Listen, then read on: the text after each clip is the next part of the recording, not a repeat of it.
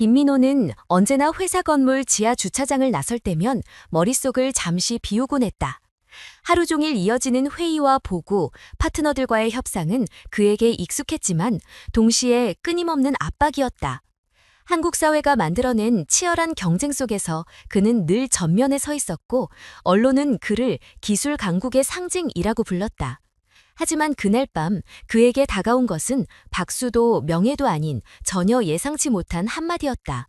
한 소년이 달려와 숨가쁘게 외친 경고. 바로 그 순간부터 민호의 일상은 송두리째 흔들리기 시작했다. 소년은 낡은 모자를 눌러쓴 채 손에 신문 뭉치를 들고 있었다. 서울의 뒷골목에서 자란 아이들처럼 보였지만 그의 목소리는 분명했고 떨림 속에서도 단단함이 배어 있었다. 그는 민호에게 차를 움직이지 말라고 했다. 브레이크가 이미 끊어져 있다는 것이다. 짧고 거친 한 문장이었지만 그 안에는 설명할 수 없는 절박함이 담겨 있었다. 민호는 처음엔 믿기 어려웠다. 수많은 음모론과 루머에 시달려온 그였지만 가족과 가장 친한 친구만큼은 언제나 예외였다. 누구보다도 자신을 지지해주고 곁을 지켜주던 사람들이었다. 그런데 이름조차 모르는 한 소년이 던진 말 때문에 그 믿음이 흔들린다니 말이 되지 않는다고 생각했다. 하지만 동시에 마음 한구석에서 차갑게 스며드는 불안은 쉽게 사라지지 않았다. 그가 이룬 성공은 단순히 운이 아니라 피와 땀으로 쌓아올린 결과였다. 한국 사회에서 흙수저라 불리던 아이가 세계적 IT 기업의 대표가 된다는 것은 기적에 가까운 일이었다. 언론은 그의 서사를 영웅담처럼 포장했고 많은 젊은이들이 그를 롤모델로 삼았다. 그러나 민호 자신은 늘 알고 있었다. 그 모든 영광 뒤에는 끝없는 외로움과 두려움이 있다는 것을. 어린 시절부터 뿌리 없는 존재로 살아온 그는 사랑과 신뢰를 간절히 갈망해왔다. 그래서 아내 지연과 친구 지수는 그의 삶에서 무엇보다 소중한 존재였다. 지연은 따뜻하고 세심하게 그의 곁을 지켰고 지수는 함께 힘든 시절을 견뎌낸 동지였다. 그들은 단순한 가족과 친구를 넘어 민호가 다시는 잃고 싶지 않은 뿌리였다. 그렇기에 소년의 경고는 민호에게 단순한 충격이 아니라 심장을 조여오는 위협이었다. 만약 그 말이 사실이라면? 만약 가장 믿었던 사람들이 그의 생명을 노리고 있다면? 생각만으로도 치를 떨 만큼 끔찍했다. 그러나 동시에 그 가능성을 완전히 부정하기엔 지금까지 지나쳐왔던 작은 의심들이 떠올랐다. 재무보고에서 나타난 설명하기 힘든 지출, 가끔은 서류에 남아있던 모호한 서명, 그리고 몇 번의 직감적인 불편함, 그 모든 것들이 한순간에 연결되는 듯했다.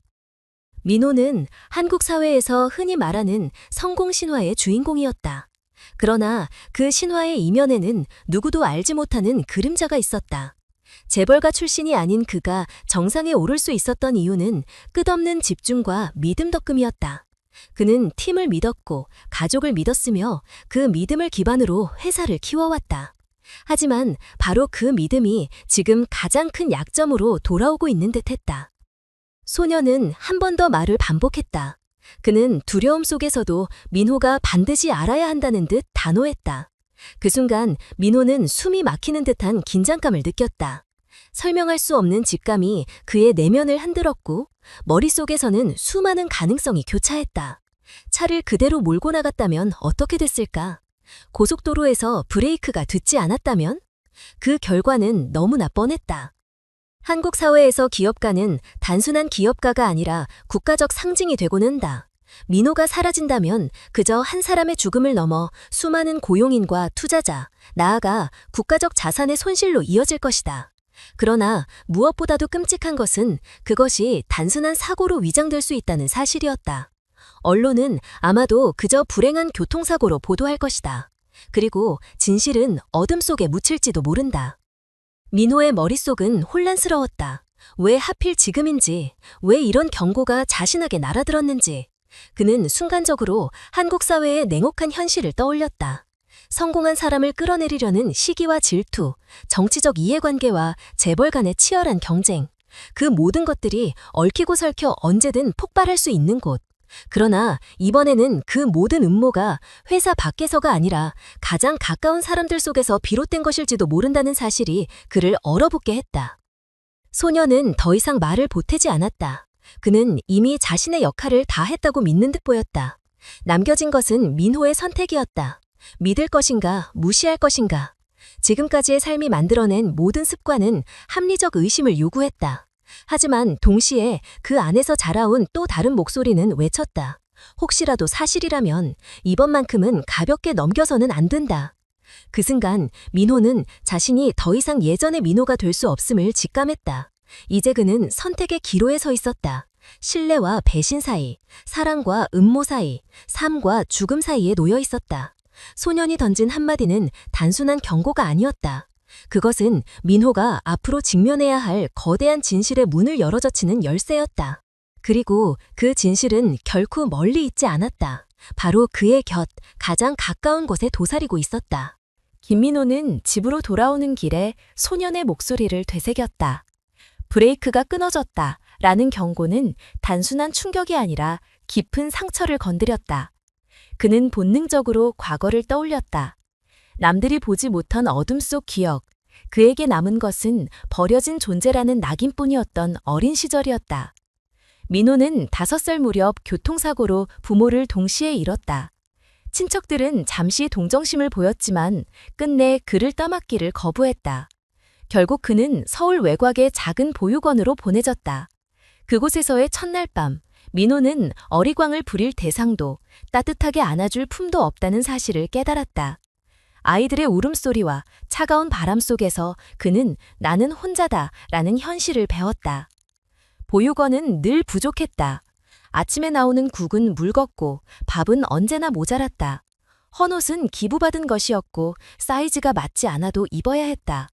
민호가 처음 학교에 갔을 때 반 친구들은 그를 곁눈질로 바라봤다. 누군가는 속삭였다.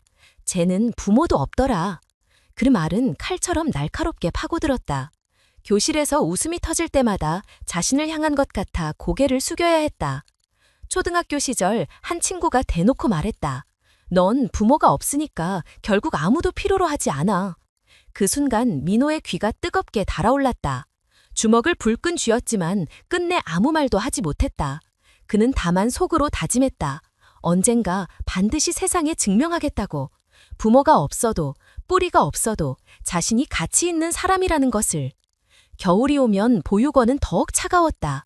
민호는 자주 쓰레기장이 있는 공업단지로 몰래 나갔다. 버려진 전선이나 낡은 부품을 주워 모았다. 손에 잡히는 낡은 보드, 망가진 전구를 하나하나 이어붙이며 그는 전기가 흐른다는 사실을 스스로 깨달았다. 불빛이 아주 약하게 깜빡였을 때 그는 세상 그 누구도 몰래 자신에게 박수를 보낸 듯한 희열을 느꼈다. 아무도 인정해주지 않았지만 스스로를 증명할 수 있는 순간이었다. 민호에게 공부란 생존과도 같았다. 보육원 아이들 대부분은 중학교 이후 학교를 포기했다. 하지만 민호는 포기할 수 없었다. 도서관에서 빌린 오래된 책, 거리에서 싸대 팔던 참고서를 밤새워 읽었다. 때때로 글자들이 머릿속에 들어오지 않아 좌절했지만 그는 멈추지 않았다. 누구도 대신해주지 않는 싸움이었지만 그 싸움이야말로 자신을 세상에 남기는 유일한 길이라 믿었다. 18살이 되자 보육원을 떠나야 했다. 그 순간 다시 한번 버려지는 기분이었다. 갈 곳도 의지할 사람도 없었지만 그는 공장 기숙사에 자리를 얻었다. 하루 12시간을 나사 조이고 납땜하는 단순 노동이 이어졌다. 노동자들 사이에서 그는 고아 출신 애송이라 불렸다. 관리자는 면박을 주며 넌 평생 이런 일밖에 못한다 라고 비웃었다. 그러나 민호는 그런 조롱 속에서 오히려 불타올랐다. 밤이 되면 그는 중고서점에서 산 낡은 프로그래밍 책을 펼쳤다. 값싼 라면 하나로 끼니를 때우며 눈을 비비고 코드를 적어 내려갔다. 문법 하나 제대로 이해하지 못해 수십 번을 반복해야 했지만 그는 조금씩 길을 찾아갔다. 실패해도 다시 시도했고 매일 손때 묻은 공책에 코드를 기록했다. 누군가에겐 무가치한 낙서처럼 보였지만 민호에게는 생명을 이어가는 밧줄 같았다. 때때로 주변에서 들려오는 말은 잔인했다. 고아가 무슨 엔지니어야. 너 같은 애는 그냥 평생 시급일이나 해. 하지만 그는 한마디 대꾸조차 하지 않았다. 오직 스스로의 증명이 필요했기 때문이다. 불안한 미래, 끊임없는 멸시, 하지만 포기할 수 없는 자존심이 그를 앞으로 나아가게 했다. 민호의 20대 초반은 혹독했다. 낮에는 기계 소음 속에서 노동했고 밤에는 낡은 노트북 앞에서 눈을 비볐다. 외로움과 피로가 그를 괴롭혔지만 그는 결코 무너지지 않았다. 오히려 그 모든 것이 자신을 더 단단하게 만든다고 믿었다. 한국 사회는 스펙과 배경으로 사람을 평가했지만 민호는 그 틀을 깨고 싶었다. 나는 부모가 없어도, 나를 키워준 사람 하나 없어도 내 힘으로 길을 만들 수 있다. 그는 그 신념을 버리지 않았다. 그가 느꼈던 보육원의 공기, 아이들 사이에서 들려오던 수군거림, 차가운 겨울밤의 배고픔, 그 모든 기억은 지금도 생생했다. 그리고 그것들은 결코 단순한 상처가 아니라 앞으로 나아가는 원동력이 되었다. 민호는 누구보다도 잘 알고 있었다. 자신이 무엇을 잃었는지, 또 무엇을 반드시 지켜내야 하는지. 소년의 경고를 들은 순간 과거의 모든 기억이 되살아난 이유는 분명했다. 버려짐의 공포, 다시는 경험하고 싶지 않은 배신의 그림자가 그 안에 숨어 있었기 때문이다. 그는 스스로를 지켜야 했다. 이제는 더 이상 어릴 적 무력한 아이가 아니었다. 그러나 동시에 가장 믿었던 이들에게서 또다시 버려질 수 있다는 사실은 견디기 힘든 충격이었다. 민호는 과거를 외면하지 않았다. 그것은 언제나 그를 괴롭히면서도 동시에 앞으로 나아가게 했다. 그는 세상에 증명할 것이다. 고아라 불렸던 아이가 결국 누구보다 당당히 서 있다는 것을. 하지만 그 길 위에 배신이 기다리고 있다면 그는 반드시 끝까지 맞서 싸워야 한다는 것을 직감했다. 어린 시정의 기억은 단순한 회상이 아니었다. 그것은 현재를 비추는 거울이었다. 보육원 담장 너머로 바라보던 회색 하늘, 친구들의 비웃음, 배고픔과 추위 속에서도 꺾이지 않았던 다짐. 모든 것이 지금의 자신을 만들었다. 그리고 이제 그는 다시 한번 증명해야 했다. 살아남는 것만이 아니라 진실을 밝히고 자신이 지켜온 모든 것을 보호해야 한다는 것을. 김민호는 공장에서의 고된 생활 속에서도 학습을 멈추지 않았다. 밤마다 코드와 씨름하면서 조금씩 길을 찾았다. 처음에는 단순한 계산기를 만드는 수준이었지만 곧 자동화된 작업을 돕는 작은 프로그램을 만들 수 있게 되었다. 공장 동료 몇몇은 그를 이상한 눈으로 바라봤지만 가끔은 그의 프로그램 덕분에 일이 편해지는 것을 경험했다. 그러나 관리자는 그런 노력을 전혀 인정하지 않았다. 쓸데없는 짓이라는 말만 돌아왔다. 그럼에도 민호는 흔들리지 않았다. 자신이 쌓아가는 작은 성취들이 언젠가는 의미 있는 무언가로 이어질 거라고 확신했다. 그는 조금씩 같은 꿈을 꾸는 사람들을 찾기 시작했다. 인터넷 동호회, 중고시장, 밤늦은 세미나. 거기서 만난 또래 청년들과 이야기를 나누며 민호는 자신만 외로운 것이 아니라는 사실을 알았다. 한국 사회는 출신과 스펙을 중시했지만 여전히 도전하는 청년들이 있었다. 민호는 4명의 친구와 함께 팀을 꾸렸다. 모두 비슷한 처지였다. 정규 학위가 없거나 대기업에 채용되지 못하거나 가난 때문에 대학을 중퇴한 이들이었다. 그러나 그들에게는 공통된 열망이 있었다. 스스로 무언가를 만들어 세상에 증명하고 싶다는 갈망이었다. 그들은 주말마다 허름한 고시원 방에 모여 컴퓨터를 켰다. 돈이 없어 컵라면으로 끼니를 때우며 코드와 씨름했다. 처음 만든 것은 공장 생산 라인을 최적화라는 소프트웨어였다. 민호의 경험에서 비롯된 아이디어였다. 단순하지만 실제로 적용되면 불필요한 낭비를 줄일 수 있었다. 그러나 문제는 시장이었다. 그들이 만든 프로그램을 들고 수많은 기업을 찾아갔지만 돌아오는 대답은 대부분 같았다. 아마추어들이 뭘 알겠냐. 이런 건 검증되지 않았다. 무시와 비웃음뿐이었다. 그럴수록 민호의 결심은 단단해졌다. 그는 한국 사회가 가진 보수성과 불신을 뼈저리게 느꼈다. 하지만 동시에 그 장벽을 뚫어야 한다는 사실도 분명히 알았다. 팀원들과 함께 밤을 새우며 프로그램을 고쳤다. 더 빠르게, 더 안정적으로, 더 직관적으로. 수십 번의 수정 끝에 그들은 자신 있게 내놓을 수 있는 버전을 만들었다. 결정적인 순간은 작은 지방 공장에서 찾아왔다. 한 사장이 호기심 반으로 프로그램을 도입하기로 한 것이다. 결과는 놀라웠다. 생산성이 눈에 띄게 높아지고 비용이 크게 절감되었다. 사장은 놀란 눈빛으로 민호와 팀을 바라보았다. 그것은 그들이 처음으로 외부에서 인정받은 순간이었다. 비록 작은 성과였지만 그 한 번의 기회가 그들의 인생을 바꿔놓았다. 입소문은 빠르게 퍼졌다. 소규모 업체들이 하나둘 연락을 해왔다. 아직 대기업은 무관심했지만 시장은 서서히 반응했다. 민호와 팁은 자신감을 얻었다.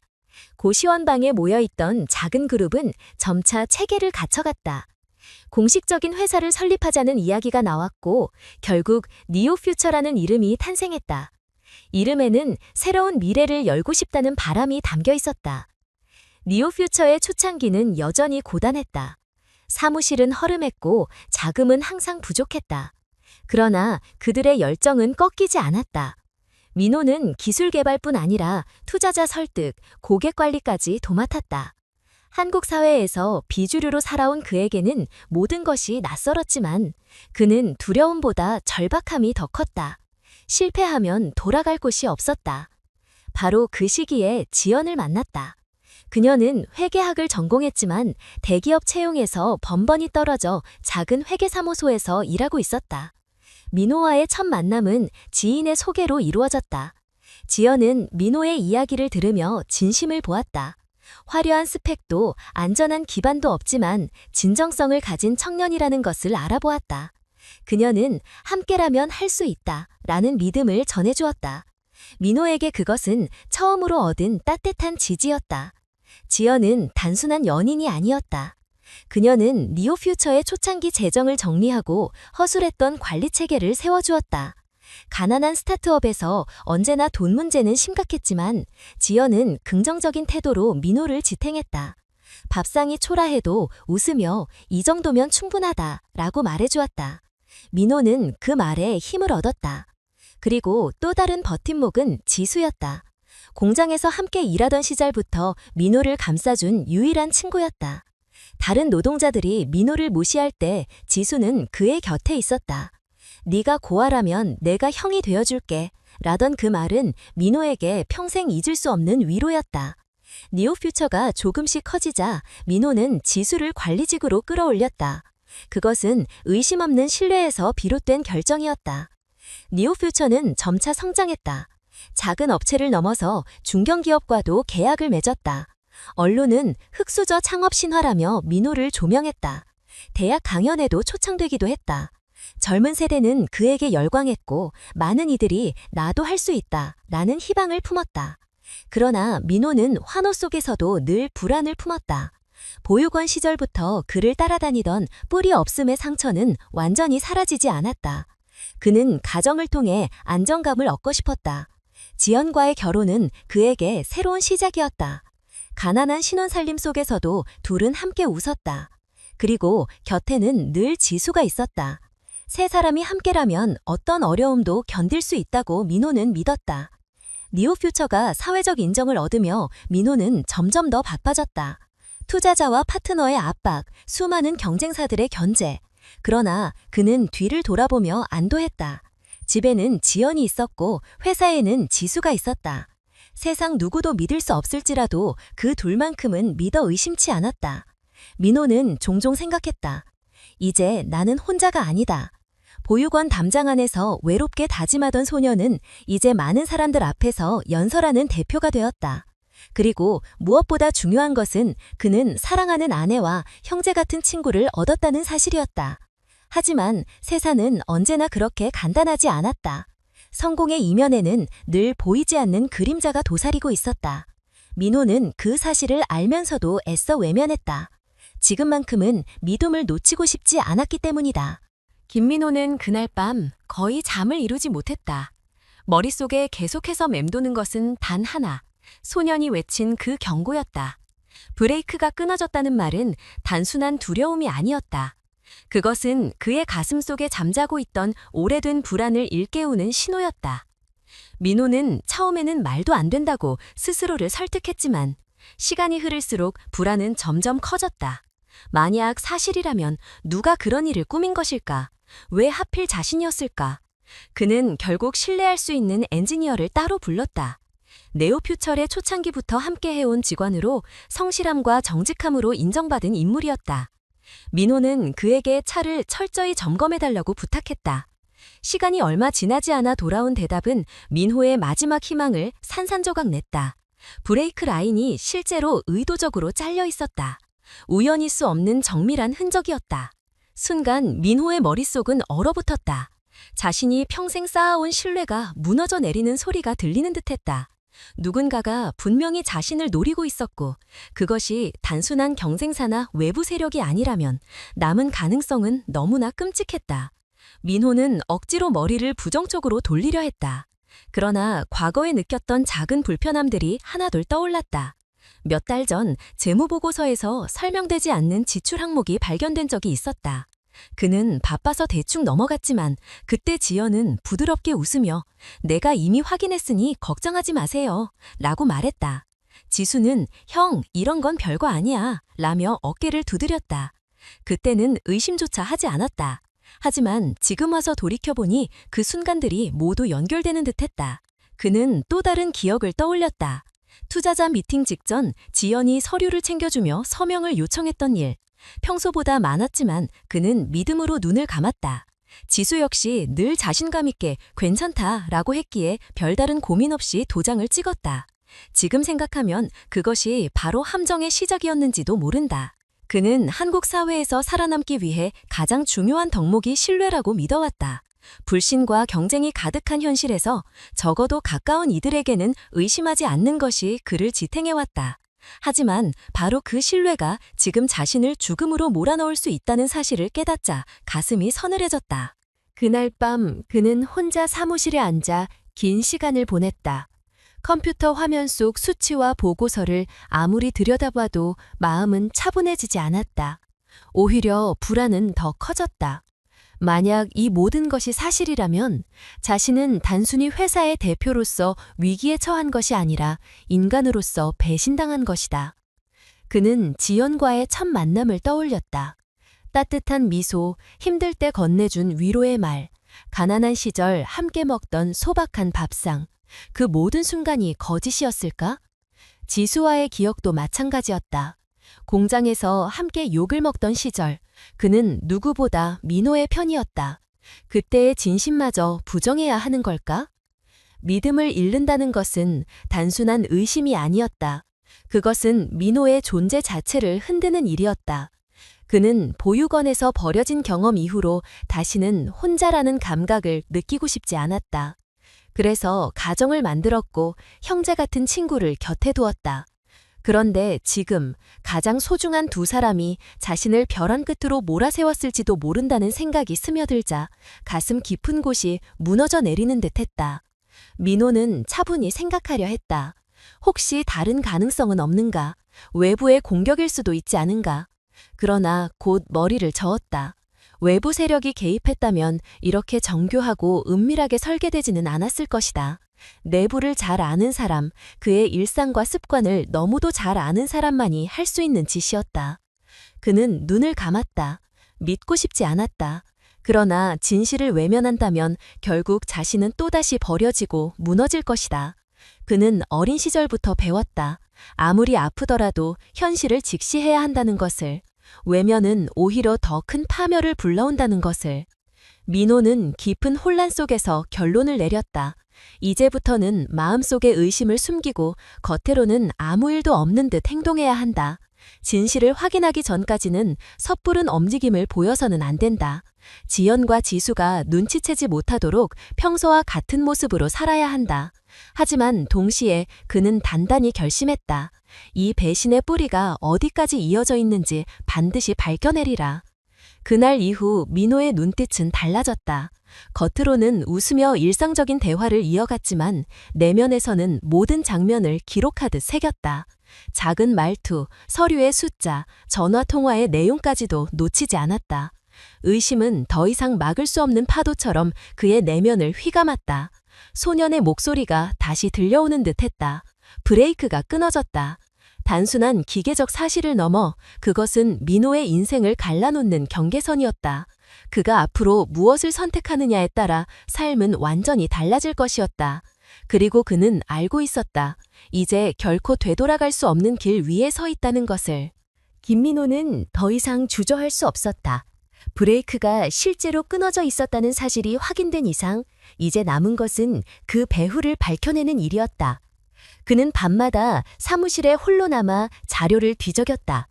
직원들이 떠난 뒤에 정막 속에서 그는 수많은 서류와 재무보고서를 꺼내놓고 한 줄 한 줄 살폈다.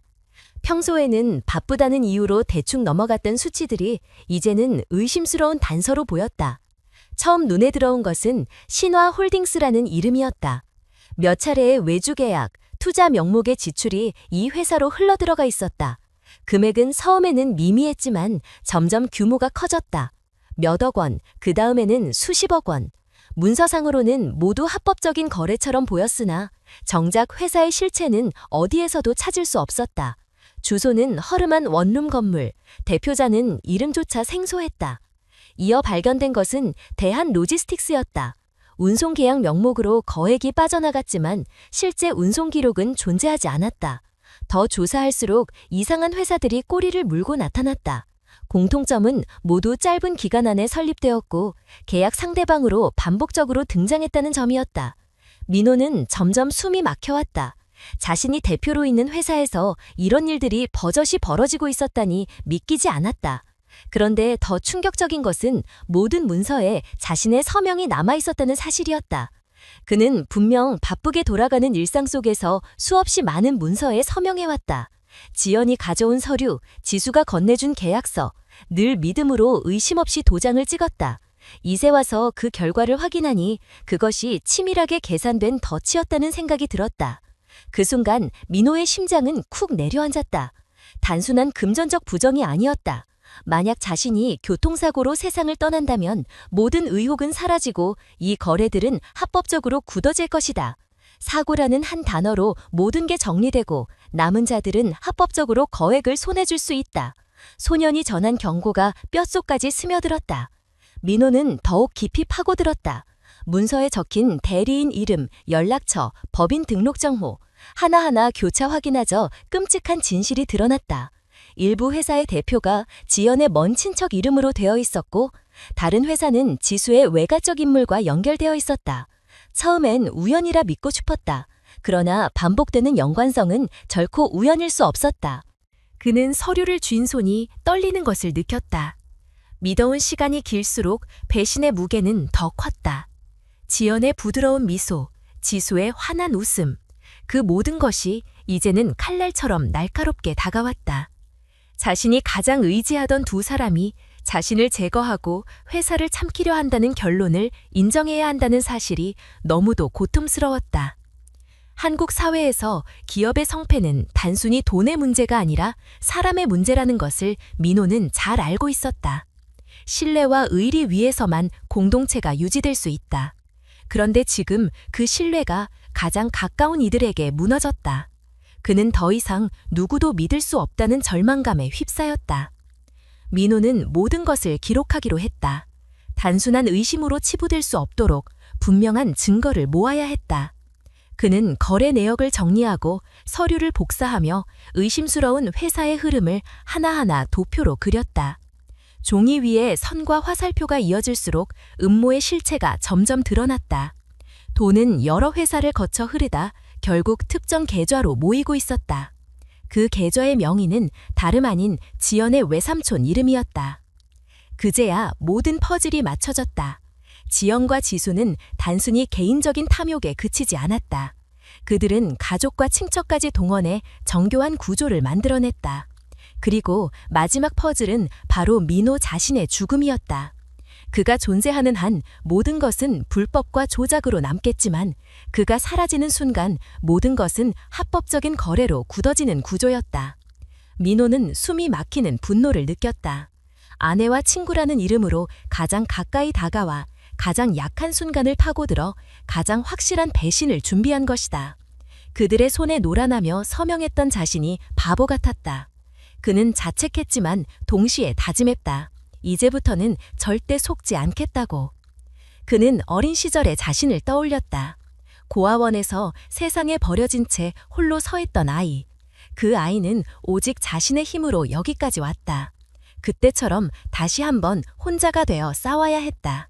이번 싸움은 돈이나 명예가 아니라 생존과 진실의 문제였다.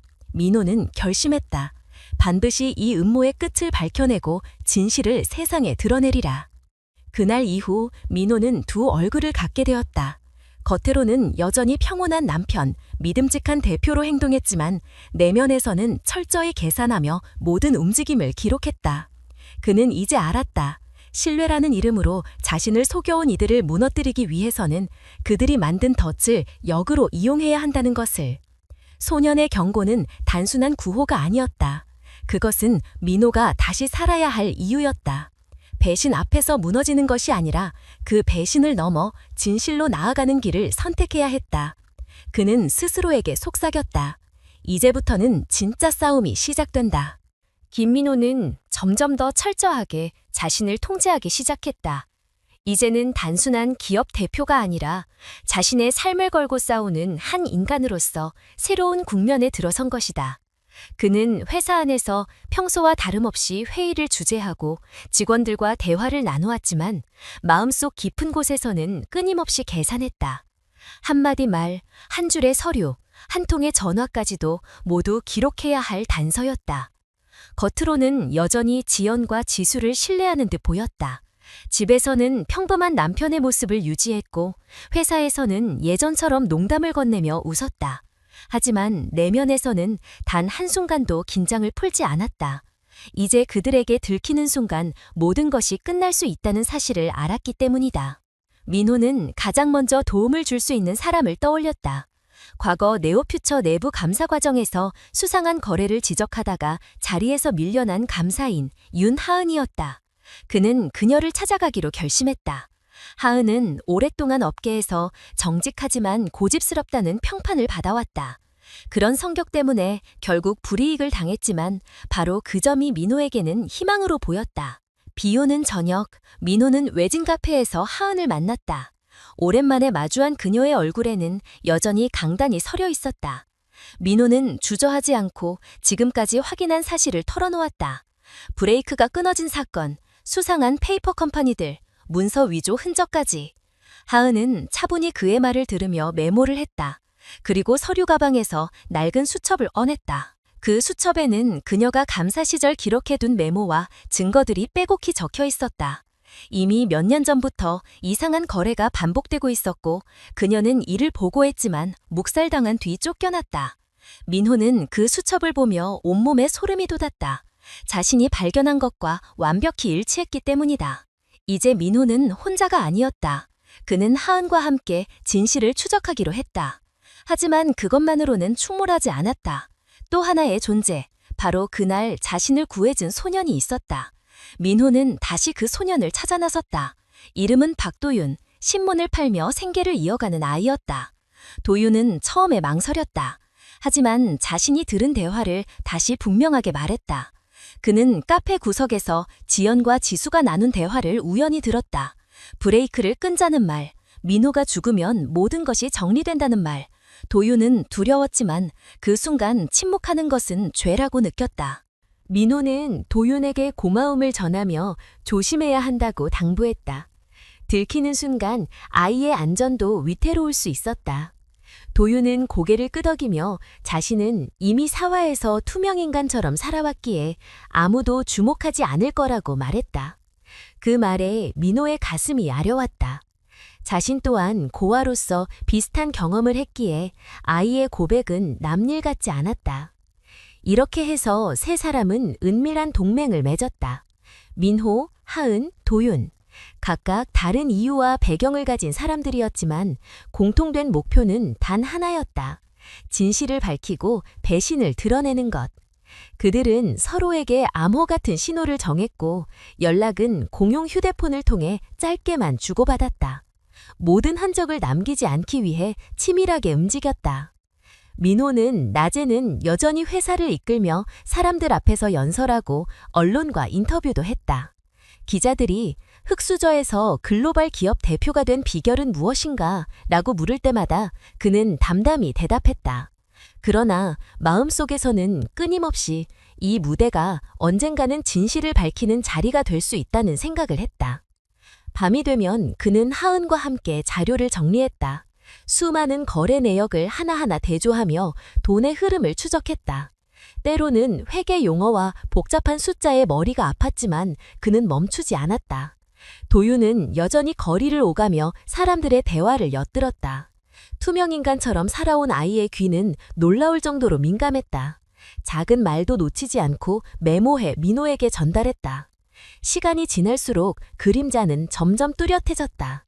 페이퍼 컴퍼니들의 귀에는 지연과 지수의 이름이 은밀하게 얽혀 있었다. 계약서와 위임장은 모두 민호의 서명으로 정당화되었고 그는 의도치 않게 공범처럼 보이도록 조작되어 있었다. 만약 그가 교통사고로 사라졌다면 세상은 아무 의심 없이 이 모든 것을 합법이라 믿었을 것이다. 민호는 그 생각에 치를 떨었다. 하지만 동시에 결심은 더 단단해졌다. 자신은 더 이상 과거의 고아 소년이 아니었다. 이제는 수많은 사람들의 생계가 달린 회사를 지키는 대표였다. 그리고 무엇보다도 배신에 침묵하지 않겠다는 아이와 감사인의 눈빛이 그를 다시 일어서게 했다. 그는 철저히 두 얼굴을 유지했다. 지연과 함께 저녁 식사를 하며 웃었고 지수와 술잔을 부딪히며 형제처럼 어깨를 나눴다. 하지만 속으로는 그들의 한마디 한마디를 기억하고 기록했다.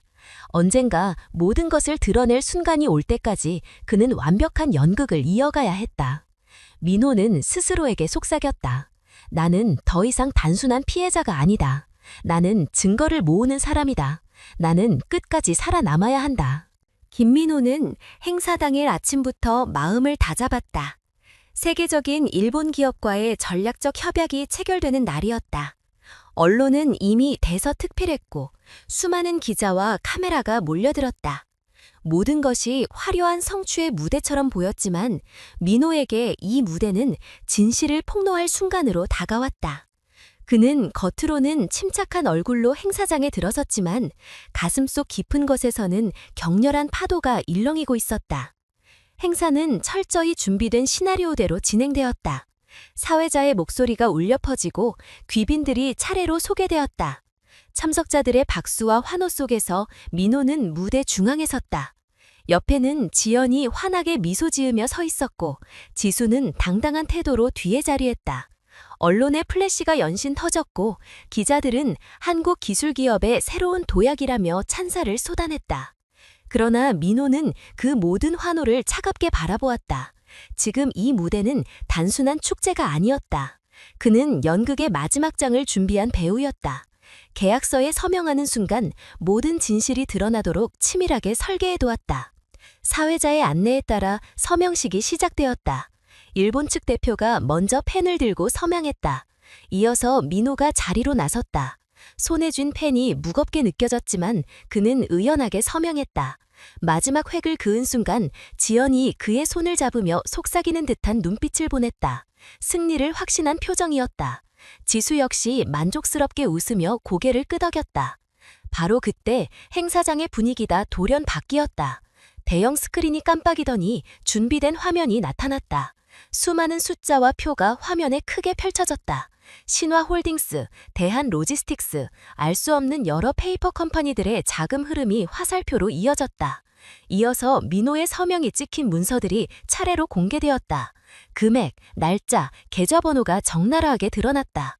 순간 행사장은 술렁이기 시작했다. 기자들이 일제히 카메라를 들었고 참석자들의 시선이 화면에 꽂혔다. 화면은 계속 바뀌며 돈이 흘러들어간 최종 계좌의 이름을 비추었다. 지연의 친척 이름, 지수의 가족 이름이 적나라하게 나타났다. 누가 봐도 단순한 실수가 아니었다. 잠시 침묵이 흘렀다. 그리고 두 번째 파도가 몰려왔다. 녹음 타일이 울려 퍼진 것이다. 차분한 목소리로 지연이 말했다.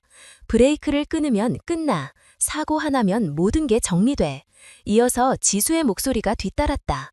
맞아. 형이 사라지면 모든 게 합법이야. 행사장은 숨소리조차 들리지 않을 만큼 얼어붙었다. 지연의 얼굴이 순식간에 창백해졌다. 그녀는 무언가 부정하려 했지만 이미 녹음된 목소리는 너무도 분명했다. 지수 역시 눈빛이 흔들리며 입술을 깨물었다. 그러나 수백 명의 눈앞에서 변명은 힘을 잃었다. 기자들의 플래시가 연달아 터졌고 수많은 질문이 쏟아졌다. 이게 사실입니까? 내부 배신입니까? 회사를 노린 음모였습니까? 민호는 그 모든 질문을 침착하게 받아냈다. 그는 마이크를 잡고 천천히 말했다. 이 자리는 단순한 서명식이 아니라 진실을 밝히는 자리입니다. 배신은 그러나야 하고 정의는 침묵하지 않습니다. 순간 관객석에서 박수가 터져나왔다. 처음에는 조심스럽게 시작되었지만 곧 우레와 같은 박수로 번졌다. 언론인들은 앞다투어 사진을 찍었고 생방송 화면은 이미 전국에 퍼져나가고 있었다. 지연은 눈물을 글썽이며 고개를 흔들었지만 기자들의 눈은 냉정했다. 지수는 손을 들어 무언가 말하려 했지만 목소리는 떨려 나왔다. 이건 조작이다. 그러나 화면에 떠있는 수많은 문서와 녹음 파일이 그 말을 무너뜨렸다. 바로 그 순간 행사장 문이 열리며 수사관들이 들어왔다. 검은 정복을 입은 그들이 단호한 목소리로 말했다. 지연, 지수, 귀하는 횡령, 살인 모의, 자금 세탁 혐의로 체포합니다. 모든 카메라가 그 장면을 놓치지 않았다. 수갑이 채워지는 소리가 들리자 행사장은 더 큰 웅성거림에 휩싸였다. 지연은 울음을 터뜨렸고 지수는 이를 악물며 고개를 숙였다. 그러나 그 어떤 변명도 통하지 않았다. 세상 앞에서 모든 것이 드러난 순간 그들의 계획은 산산조각이 났다. 민호는 무대 중앙에서 천천히 숨을 내쉬었다. 긴 시간 동안 준비한 순간이 마침내 찾아왔다. 그는 더 이상 피해자가 아니었다. 오늘 이 자리에서 그는 진실을 지켜낸 증인이자 생존자로 섰다. 기자들은 질문을 쏟아냈지만 민호는 더 말하지 않았다. 오직 짧게 한마디만 남겼다.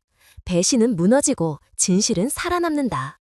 행사장은 긴장과 환호가 교차하는 거대한 소용돌이가 되었다. 한국 사회가 지켜보는 앞에서 한 기업의 대표는 치밀한 배신을 이겨내고 정의를 드러냈다. 그 순간 민호의 눈빛은 흔들리지 않았다. 그는 단단히 서 있었고 수많은 카메라가 그를 비추었다.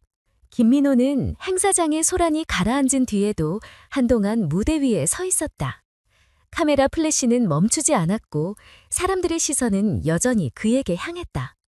그는 자신이 살아남았다는 사실을 온몸으로 느끼며 동시에 씻을 수 없는 상처를 확인했다. 가장 가까운 이들에게 배신당했다는 사실은 영원히 지워지지 않을 것이었다. 그러나 이제 그는 그 고통을 개인적인 절망으로만 남기지 않겠다고 결심했다. 며칠 뒤 언론은 연일 이번 사건을 대서특필했다. 아내와 친구의 배신, 그러나 진실은 살아남았다 라는 제목이 헤드라인을 장식했다. 수많은 국민들이 분노했고 동시에 김민호의 용기에 찬사를 보냈다. 네오퓨처 주가는 일시적으로 요동쳤지만 점차 안정세를 되찾았다. 무엇보다도 내부 직원들의 결속이 강해졌다. 그들은 대표가 진실을 위해 목숨을 걸었다는 사실에 자부심을 느꼈다. 민호는 언론 앞에서 길게 말하지 않았다. 그는 기자회견에서 단호하게 한마디만 남겼다. 신뢰가 배신으로 돌아올 수 있다는 사실을 알았습니다. 그러나 정의를 외면하지 않는 한 배신은 결코 승리하지 못합니다. 짧은 발언이었지만 그 말은 많은 이들의 가슴에 남았다. 시간이 흐르면서 지연과 지수에 대한 재판이 시작되었다. 법정에서 드러난 세부 내용은 민호를 다시 한번 충격에 빠뜨렸다. 수년 전부터 치밀하게 준비된 자금 세탁, 가족을 동원한 페이퍼 컴퍼니, 그리고 그의 죽음을 전제로 한 합법화 전략, 모든 것이 명확하게 밝혀졌다. 재판정에서 지연은 눈물을 흘리며 변명했지만 판사는 냉정하게 판결을 내렸다. 지수 역시 더 이상 목소리를 높이지 못했다. 민호는 방청석에서 그 장면을 지켜보았다. 분노보다 더 크게 다가온 것은 깊은 허무였다. 한때 가장 믿었던 이들이 이렇게까지 타락할 수 있다는 사실. 그러나 그는 고개를 들었다. 이제는 과거의 그림자에 매달리는 대신 미래를 바라봐야 했다. 그는 박도윤을 다시 불렀다. 신문을 팔며 살아가던 소녀는 여전히 낡은 가방을 메고 있었지만 표정에는 전보다 더 밝은 빛이 있었다. 민호는 도윤에게 장학 지원을 약속했다. 더 이상 거리를 떠돌며 생계를 이어가지 않아도 되도록 학교에서 공부할 수 있도록 돕겠다고 말했다. 도윤은 처음에는 믿지 못하는 눈치였다. 그러나 민호의 진심이 전해지자 아이의 눈에 눈물이 맺혔다. 저 같은 애도 괜찮나요? 라는 그의 목소리는 떨렸지만 동시에 희망으로 빛나고 있었다. 윤하은 역시 네오퓨처로 돌아왔다. 이번에는 단순한 감사인이 아니라 독립적인 감사 책임자로 복귀했다. 그녀는 더 이상 묵살되지 않을 위치에서 회사의 투명성을 지켜내기 시작했다. 민호는 그녀에게 전권을 맡기며 말했다. 숫자는 거짓말하지 않는다. 이제부터는 그 사실을 끝까지 지켜달라. 하은은 고개를 끄덕이며 확고한 의지를 다졌다. 민호는 곧 재단을 설립했다.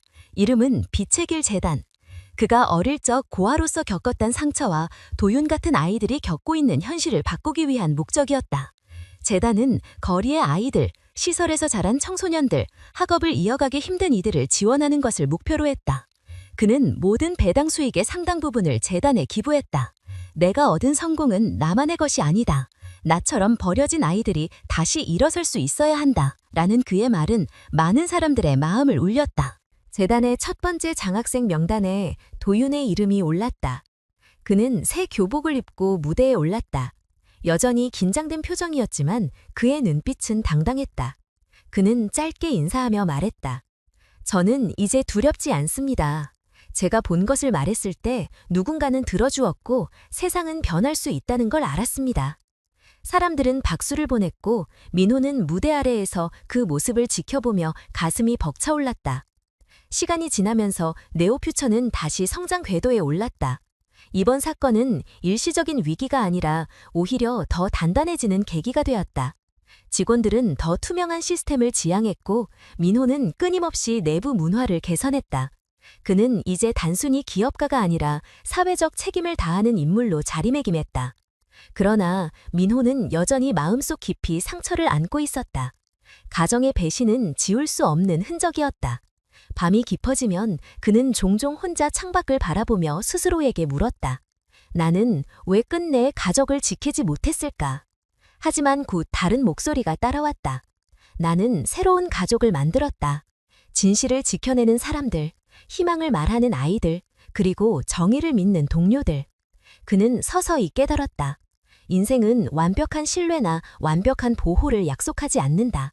그러나 배신 속에서도 다시 일어서고 진실을 붙잡고 희망을 나누는 것이야말로 인간이 살아가는 이유라는 것을. 민호는 어느 강연장에서 청년들에게 이렇게 말했다. 사람은 누구나 배신당할 수 있습니다. 하지만 중요한 것은 배신이 아니라 그 순간에도 정의를 선택할 수 있느냐입니다. 성공이란 재산이나 지위가 아니라 진실을 외면하지 않는 용기에서 비롯됩니다. 청년들의 눈빛은 반짝였고 박수가 이어졌다. 그날 강연을 마치고 내려오는 길에 민호는 도윤과 마주쳤다. 아직 학생이었지만 그의 어깨는 예전보다 훨씬 곧게 펴져 있었다. 아이는 웃으며 말했다. 저도 언젠가 누군가를 지켜줄 수 있는 사람이 되고 싶어요. 민호는 그 말에 눈시울이 뜨거워졌다. 그는 아이의 어깨에 손을 얹으며 조용히 대답했다. 너는 이미 그렇게 되고 있다. 김민호의 이야기는 단순한 기업가의 성공담이 아니었다. 그것은 신뢰와 배신, 고통과 회복, 그리고 결국 인간다운 용기에 관한 이야기였다. 그는 가장 가까운 이들에게 배신당했지만 그 배신 속에서 다시 정의를 세웠다. 그리고 새로운 세대에게 희망을 전하는 길을 선택했다. 그는 알았다. 브레이크가 끊어진 차는 멈출 수 없지만 인간의 마음은 언제든 멈추고 다시 시작할 수 있다는 것을. 결국 진짜 힘은 돈도 권력도 아닌 진실과 용기라는 것을. 그리고 그는 조용히 이렇게 남겼다. 배신은 상처를 남기지만 그 상처를 통해 사람은 성장합니다. 진실은 언젠가 드러나고 용기는 세상을 바꿉니다. 결국 우리의 가치는 지위가 아니라 어떻게 살아가는가에 달려 있습니다. 오늘 긴 이야기를 끝까지 함께해 주신 모든 분들께 진심으로 감사드립니다. 바쁘신 일상 속에서도 시간을 내어 귀 기울여 주신 마음이 큰 힘이 됩니다. 오늘의 이야기는 단순한 사건과 배신에 관한 것이 아니라 결국 사람이 어떻게 살아가야 하는가에 대한 물음이었습니다. 신뢰가 무너질 수도 있고 가장 가까운 이에게 상처를 받을 수도 있습니다. 그러나 그 순간에도 포기하지 않고 진실을 선택하며 정의를 붙잡는 용기가 우리 삶을 지탱해 줍니다. 작은 목소리라도 누군가를 살릴 수 있고 사소한 선택 하나가 세상을 바꾸는 씨앗이 될 수 있다는 사실을 함께 되새기고 싶습니다. 이 이야기를 통해 여러분께서도 자신만의 삶을 돌아보고 어려움 속에서도 흔들리지 않는 믿음과 용기를 찾으시길 바랍니다. 우리 모두가 완벽할 수는 없지만 서로를 지켜주고 진실을 존중한다면 사회는 더 따뜻해질 것입니다. 오늘 이야기가 마음에 남으셨다면 아래에 소중한 의견을 남겨주시고 함께 느낀 점을 나누어 주시면 큰 힘이 됩니다. 좋아요를 눌러주시고 앞으로 더 많은 이야기를 만나보고 싶으시다면 꼭 구독을 눌러주세요. 여러분의 응원과 관심이 저희가 계속해서 새로운 이야기를 전할 수 있는 가장 큰 원동력입니다. 진심으로 감사드리며 늘 건강과 평안을 기원합니다.